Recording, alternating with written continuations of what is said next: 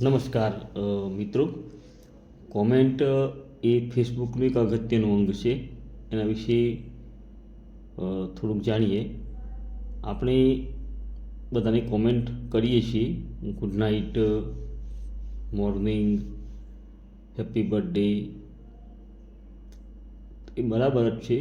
પણ આપણે જો બીજા કરતાં યુનિક અને સારી અને મોટી કોમેન્ટ કરીએ તો આપણા ફોલોવર્સ વધવાની શક્યતા રહેલી છે.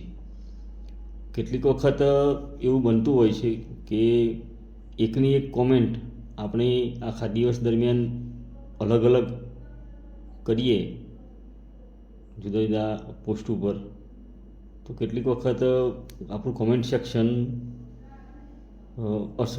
ફેસબુક એને અસર કરશે એવું બની શકે.